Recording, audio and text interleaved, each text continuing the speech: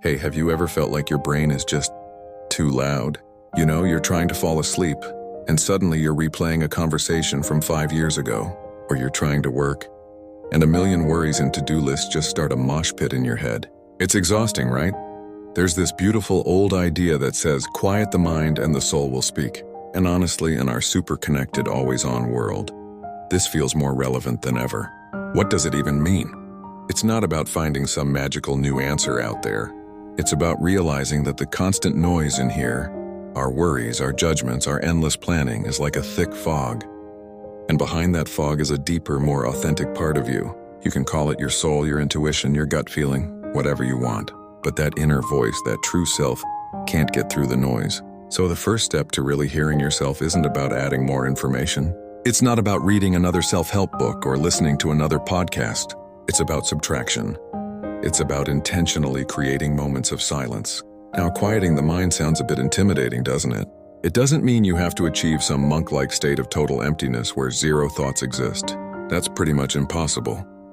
It's more about changing your relationship with your thoughts. It's about learning to just observe them.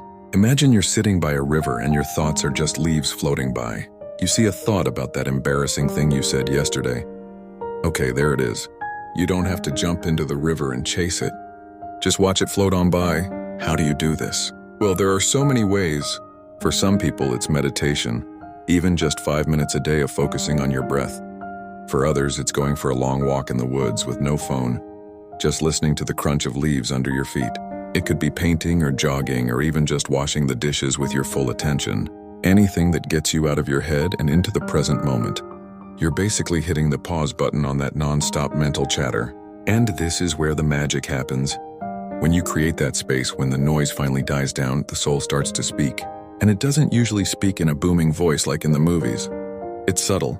It might be a sudden wave of clarity about a big life decision you've been struggling with. It might be a quiet feeling of peace that you haven't felt in ages. Or it might be a creative idea that seems to pop up from nowhere. It's that gut feeling telling you, yes, this is the right path, or no, something's not right here. It's your genuine feelings, your true desires, finally getting a chance to be heard. So next time you feel overwhelmed by the noise, try it. Give yourself permission to be quiet. Step away from the screen, find a still moment, and just breathe. You might be amazed at what you hear when you finally start to listen. And